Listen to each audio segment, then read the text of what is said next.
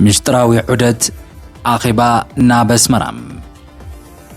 أب ماخل عدي تسبتسب زلو زينام كاب استفلالي من جتات ون كاب تقراي السمع زلو ورتايو جدرال في السهم مشتراوي عدت آخبان ناب آسمران عمل كيتوم جيرو مستوالغ مقداي أب فرلما يزينا ناخد ملكتنا اتي أب آسمران سودان تغيرو زبال زلو مشتراوي عدت آخبان كاب إيرترا كاب سودان كاب تقراينا ون سلستيو حبري تتاتا أخاخبنا خنسمعنا بيرو جنرال تادس ورده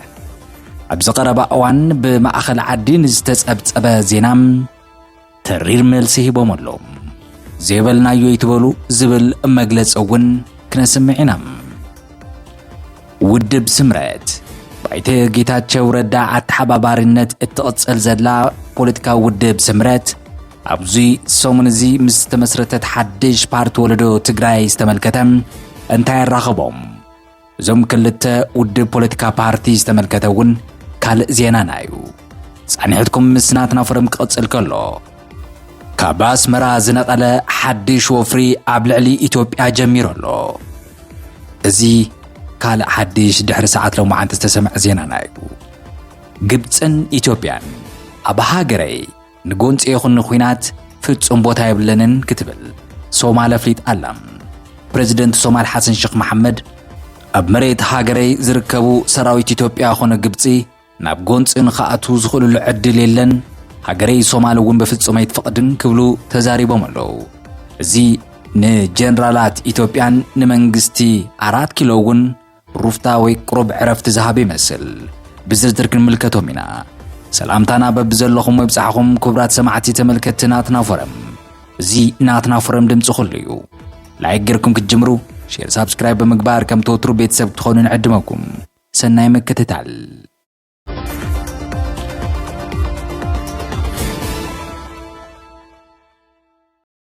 مشتراو عدت آخبام أبس مرام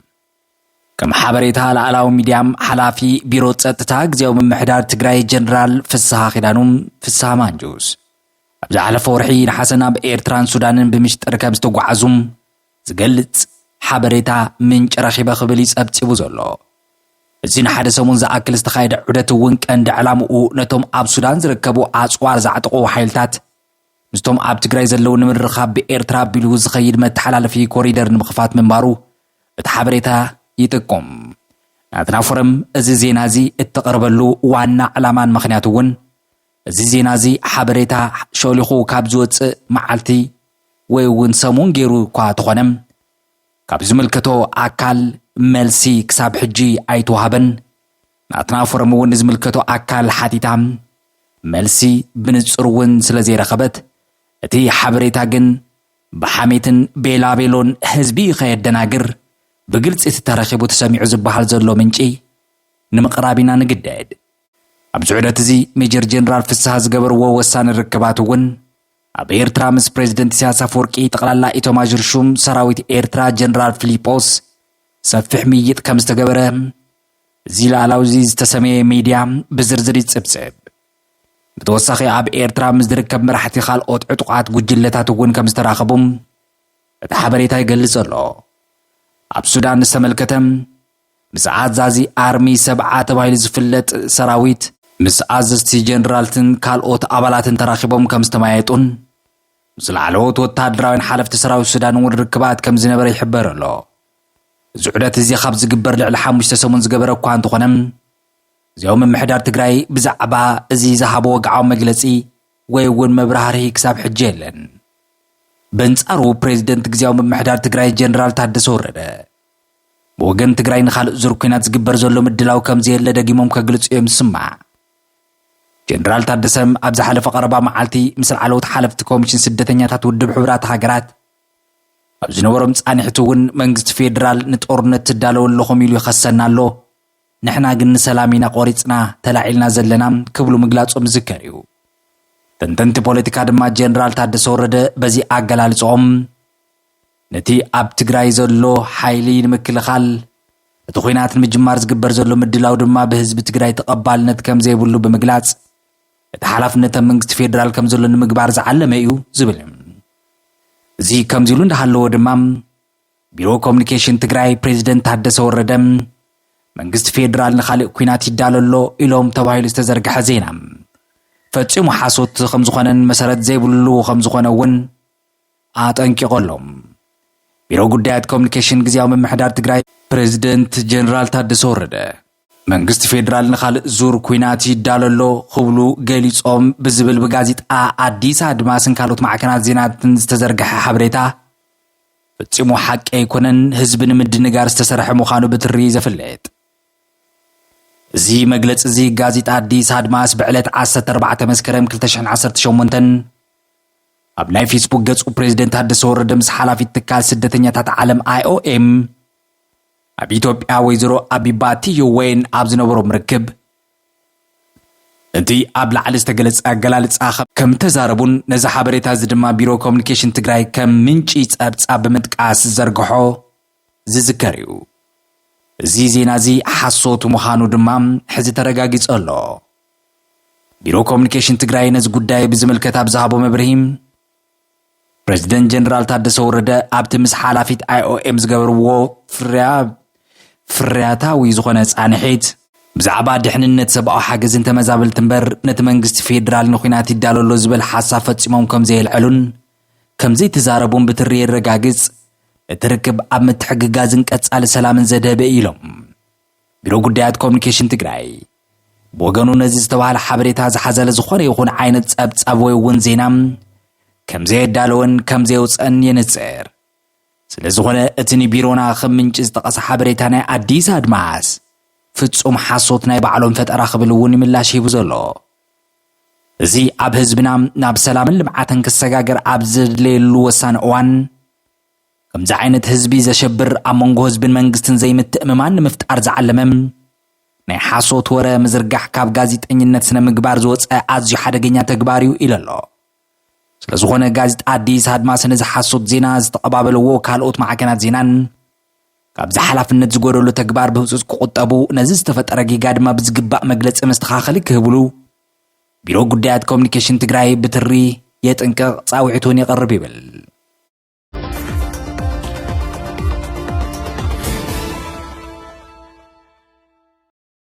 ሓድሽ ውድብ ፖለቲካ ወለዶ ትግራይን ስምረትን እንታይ ያራኽቦም ሓድሽ ውድብ ፖለቲካ ወለዶ ትግራይ ፖለቲካዊ ምውጣጠል ኢሉ ኣሎ ካብ ስምረት ዝተፈንጨለ ድዩ ዝብል ሕቶ ፓርቲ ስምረት ድማ ምላሽ ይባላ ኣብ ትግራይ ሓድሽ ዝተመስረተት ወለዶ ትግራይ ዝተሰመየት ፖለቲካዊ ውድብ ኣብ ፖለቲካዊ መድረኽ እታ ዞባ ሓድሽ ተዋሳኢት ፖለቲካዊ ውድብ ክትዕ ኮይና ኣላ እዚ ዝኾነትሉ ምኽንያት ድማ መስረቲ እዛ ሓዳሽ ውድብ ቀደም ኣብ ትሕቲ ፕሬዝደንት ግዚያዊ ምምሕዳር ትግራይ ዝነበሩ ማለት እውን ኣብ ትሕቲ ጌታቸው ረዳ ዝተሸሙ ከምኡውን ኣብቲ ንሶም ዝመርሕዎ ዝነበሩ ናይ ሕወሓት ክንፊ ዝነበሩ ሰባት ምዃኖም እዩ እዚ ድማ እዞም ኣመራርሓ ካብቲ ብኣይተ ጌታቸው ረዳ ዝተመስረተ ሓድሽ ፖለቲካ ስምረት ድዮም ተፈንጭሎም ዝብል ሕቶ እውን ኣበጊሱ ኣሎ እዚ ወለዶ ትግራይ ዝተሰመየ ሓድሽ ውድብ ኣብ ዝቐረባ እዋን መስራቲ ጉባኤኡ ብምክያድ ህልውንኡ ኣዊጁ ኣሎ ኣብቲ ጉባኤ 35 ኣባላት ዘለዎ ማእኸላይ ኮሚቴ 9 ኣባላት ዘለዎ ፈጻሚ ስራሕ 3 ኣባላት ዘለዎ ኮሚሽን ተቆጻጸርቲ መሪጹ ኣሎ ብተወሳኺ ነቲ ውድብ ንዝመርሑ ላዕለዎት ሓለፍቲ ዝመረጸ ኮይኑ ኣይተ ጉዕሽ ግደይ ፕሬዝደንት ኣይተ ሰለሞን ቱክ ድማ ምክትል ፕሬዝደንት ገይሩ መሪጹ ኣሎ ክልቲኦም ኣመራርሓ ኣብ እዋን ግዚያዊ ምምሕዳር ትግራይ ብኣይተ ጌታቸው ረዳ ተሺሞም ኣይተ ጉዕሽ ሓለቓ ዞባ ምብራቕ ኣይተ ሰለሞን ድማ ሓለቓ ዞባ ማእኸል ኮይኖም ዘገልግሉ ምዃኖም ዝዝከር እዩ እዞም ክልተ ኣመራርሓ ኣብ ውሽጢ ወርሒ መጋቢት 2018 ዓመተ ምህረት ኣብ ትግራይ ተፈጢሩ ዝነበረ ፖለቲካዊ ምዕባለታት ስዒቡ ኣይተ ጌታቸው ካብ ክልል ወፂኦም ኣብ ዝነበሩሉ እዋን ንሓፂር እዋን ኣብ ኣዲስ ኣበባ ጸኒሖም ዝተመለሱ እዮም ነቲ ካብ ውድብ ስምረት ዝተገንጸሉ ኣካላት እዮም ዝብል ወረ ምላሽ ዝሃበት ውድብ ፓርቲ ስምረት እቲ ጉዳይ ከምኡ ከም ዘይኮነ ትገልጽ እቶም ንወለዶ ትግራይ ዝጣየሹ መብዛሕትኦም ነቲ ብኣይተ ጌታቸው ረዳ ዝምራሕ ዝነበረ ስምረት ቅድሚ ምስራቱ ዝነበረን ናይ ሕወሓት ክንፍን ዝነበሩ እዮም ሰለስተ ካብኣቶም እውን ብኣይተ ጌታቸው ረዳ ተሸሞም ዝነበሩ ኣመራርሓ ዞባታት እውን እዮም ቀፂል እውን ስለዚ ካብ ስምረት ዝተፈለዩ እቲ ፓርቲ ድሕሪ ምምስራቱ ዘይኮነስ ኣብቲ መስርሕ ምምስራቱ ከሎ ባዕሎም ዝኣግልሉ እዮም እቲ ኣካይዳ ፍሉይ ምዃኑ ኣብ መራኸቢ ሓፋሽ እውን ይግለጽ ነይሩ ብምባል እቲ ምፍልላይ ቅድሚ ምስራት ፓርቲ ስምረት ዝተጀመረ ምዃኑ እውን እታ ውድብ ፖለቲካ ተብርህ ብርግጽ ምሳና ዝነበሩ ክልተ ሰባት ኣብቲ ፎቶ ሪኢ ኣለኹም ተኾነ ግን ፓርቲ ስምረት ገና ወግዓዊ ፓርቲ ኮይኑ ስለዘይተረጋገጸ ዝተዋሃቡ ፍቓድ ግዝያዊ ስለ ዝኾነ ካብ ፓርቲ ውፅኡ ኢልካ ንምውፃእ ዘኽእል ኣይኮነን ክብሉ ነቲ ህልው ኩነታት ኣፍሊጦም እዚ ሓድሽ ምዕባለ ኣብ ድሕሪ ኩናት ትግራይ ዝረአ ዘሎ ሓድሽ ፖለቲካዊ ምድልዳል ካብ ሓደ ውድብ ተፈላለዮም ዝወፁ ሓይልታት ሓድሽቲ ውድባት ናይ ምምስራት መስርሕ ዘርኢ ተረእዮ ኮይኑ ይውሰድ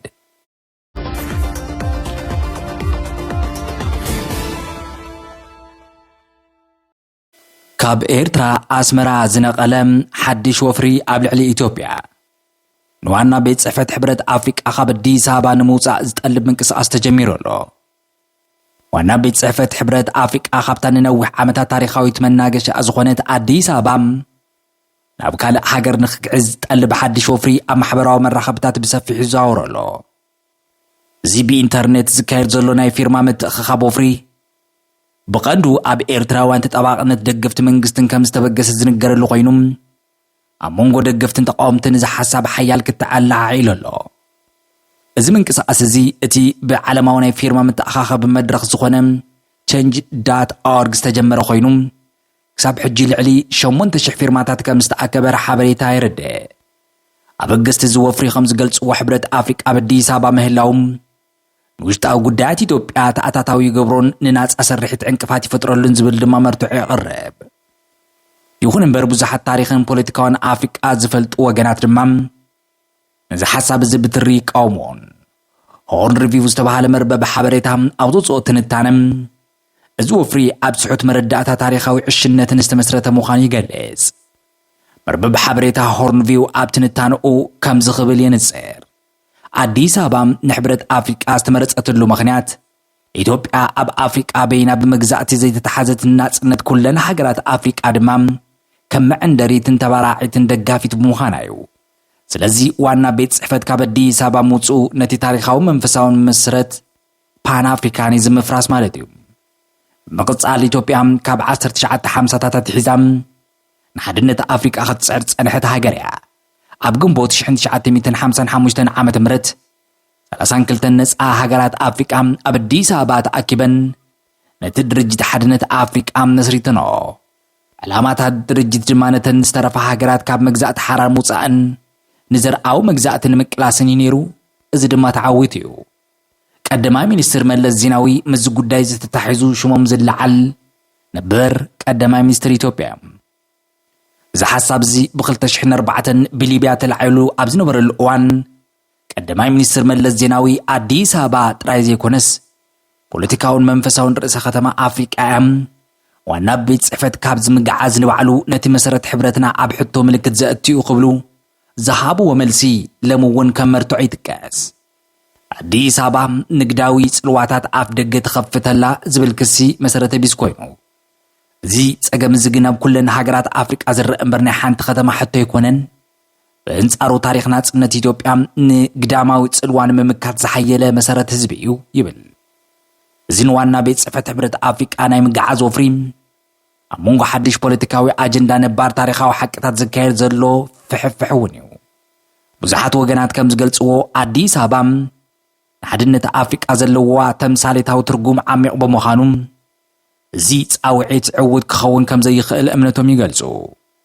ይኹን እምበር እቲ ወፍሪ ኣብ መርበባት ማሕበራዊ መራኸብታቱ ድማ ይቕጽል ኣሎ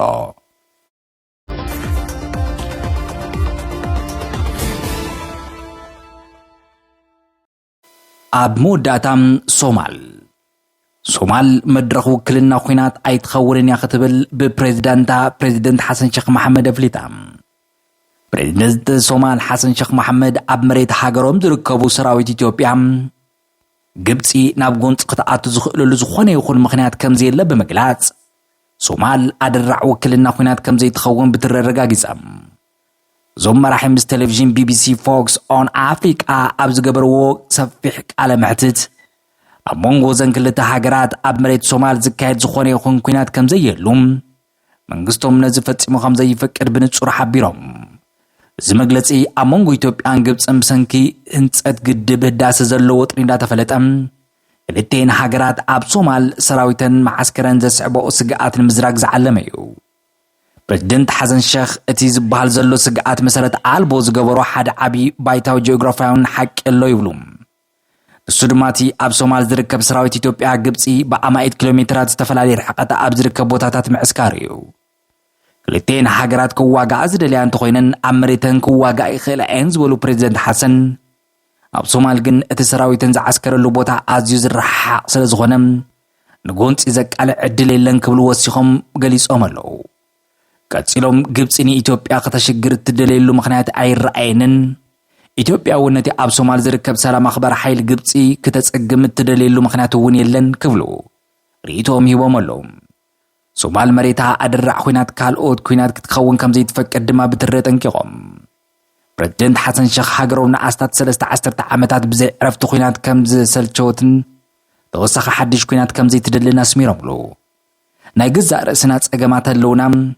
ናይ ገዛእ ርእስና ኩናት ኣለውና ካልኦት ሃገራት ናብ ዝመፅአን ኣብ ልዕልና ክዋጋእ ኣይንደልን ኢና እዚ ፈፂሞ ይኸውንን እዩ ኢሎም ኣለዉ ፕሬዝደንት ሓሰን ሼኽ መሓመድ ብኻልእ መዳይ ፕሬዝደንት ሓሰን ሼኽ እቲ ምስ ኣልቃይዳ ምትእስሳር ዘለዎ እስላማዊ ተዋጋኢ ጉጅለ ኣልሸባብ ንዕኦም ንምቕታል ተደጋጋሚ ፈተነታት ከም ዝገበረ ቃሊዖም